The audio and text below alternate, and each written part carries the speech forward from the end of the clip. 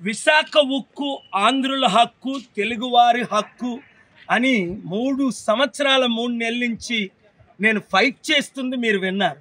చివరికి ఈరోజు Andhra Pradesh high court 6 honourable justice Seshasai ji, honourable justice Vijay గారు ఇంకా విశాఖపట్నం స్టీల్ ప్లాంట్ ప్రాపర్టీలు కానీ అలాగే లీజుకి కానీ అమ్మకుంట ఈరోజే స్టే ఇచ్చారు, స్టేటస్ కో మెయింటైన్ చేయమని. గంట సేపు నేను ఆర్గ్యుమెంట్స్ ఈరోజు వినిపించాను. నిన్న మిస్ అయిపోయినా నిన్న మరలా స్పెషల్గా ఈరోజు నాకు అవకాశం ఇచ్చారు. అలాగే ఏప్రిల్ 4ని కూడా అడిగారు. డాక్టర్ పాల్ ఇస్తున్న $1 బిలియన్ 8,000 crore లాస్లో ఉన్నది ఎందుకు తీసుకోవట్లేదు?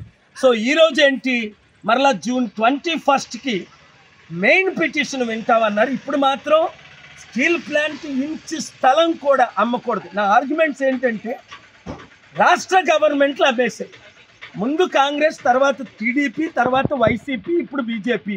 గంగవరం పోర్టు మన జగన్మోహన్ రెడ్డి గారు అన్ని పార్టీలు అమ్మింది. 33,000 ఎకరాల్లో మిగిలింది 18,000.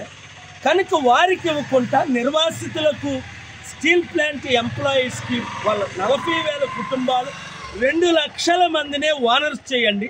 నేను ఫ్రీగా ఆ 8,000 కోట్లు లేదా 42,000 కోట్లు డొనేషన్ దాన్ని ఒప్పుకున్నారు. ఎందుకు వాళ్ళు కౌంటర్ కూడా వేశారు.